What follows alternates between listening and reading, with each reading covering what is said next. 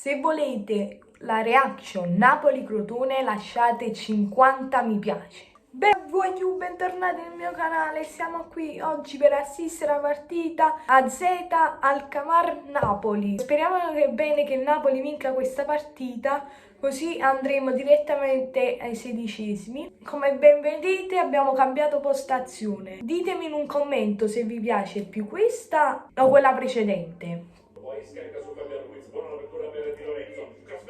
Sì, grande Mertens! Sì, subito! Vai!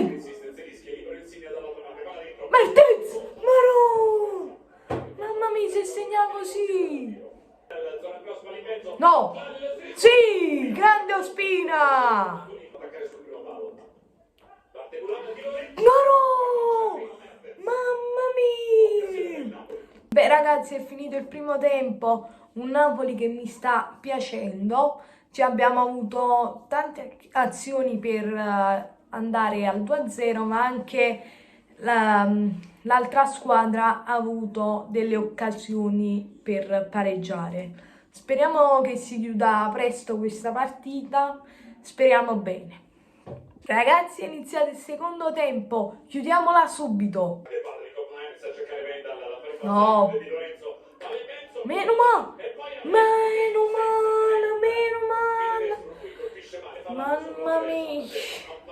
No, però così voglio no. No, ma perché stava solo? Perché? Rigore. Rigore di rigore per la Z Alkmaar. Ospina. Sì, grande Ospina! Grande! Sì! Dai, Demme. Fa largo Lozano, il cross interno, il pallone arriva sullo secondo palo, dove c'è Mario Rui, che rimane al cross. Ma no, Petagna, che ti sei mangiato? Dai, Petagna!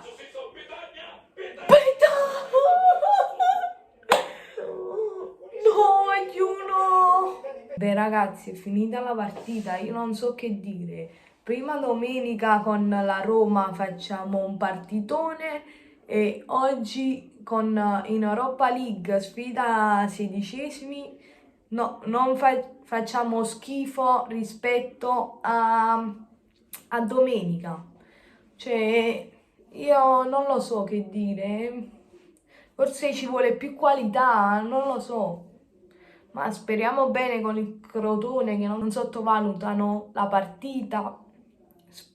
Seguitemi su Instagram, vi lascio il link in descrizione, così vi tengo aggiornati su quando ci saranno le reaction e su quando sulla nuova postazione.